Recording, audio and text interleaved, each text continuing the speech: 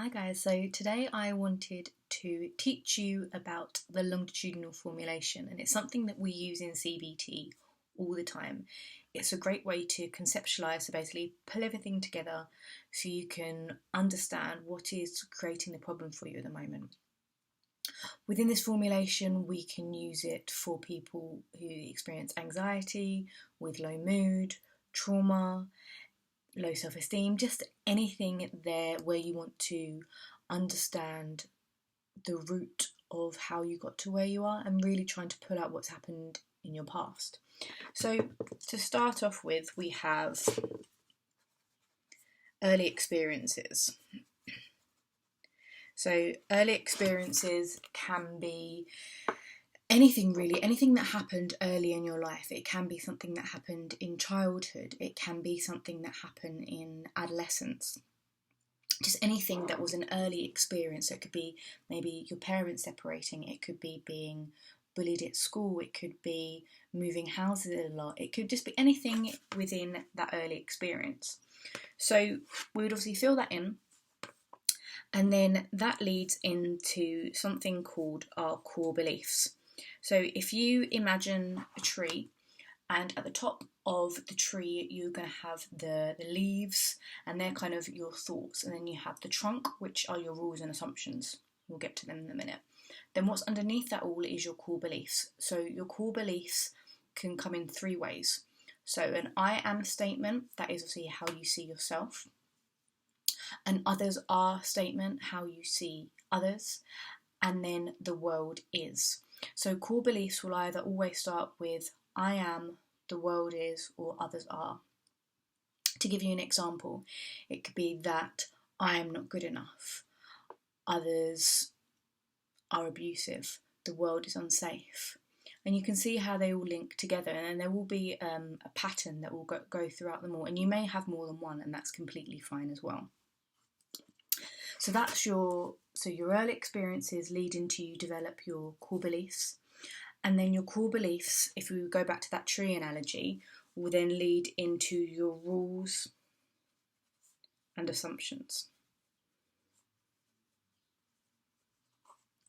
So with your rules, those are statements. So if ... then. So an example could be, if I make everyone happy, then I'll be okay.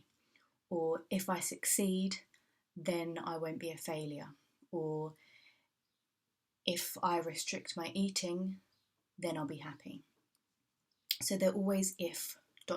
then statements. And then you have your assumptions. They are statements such as I should, I shouldn't, I must, I mustn't.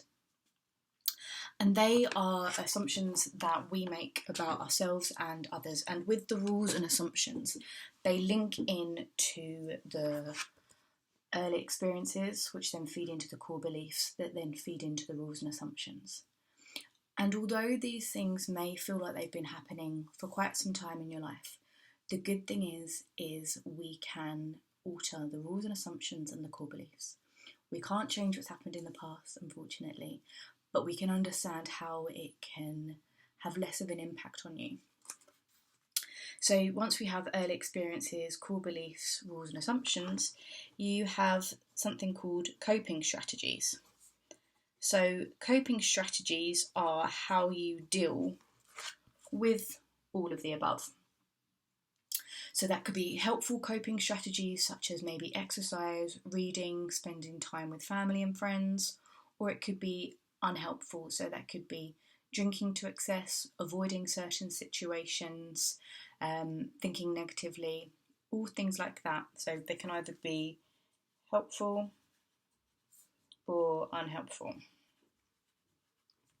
And sometimes it can be difficult to realise what the difference between the two is. So that's why it's helpful to do something like this for you to really understand, okay, is that really helping me right now, or is that more unhelpful? And then what these lead into are the situations that we experience, which then leads into how we feel, so our emotions, which lead into what we're thinking, and then what we do, so our behaviour. And what these create at the bottom, we can have quite a few of them, and they create maintenance cycles. So what is keeping this problem going? These situations. So it could be that the situation could be going to the shop. The emotion could be anxious. The thoughts could be everyone's looking at me. So then the behaviour could be to wear your hair maybe all around your face, or to wear a really big cap so no one can see you, so you're avoiding.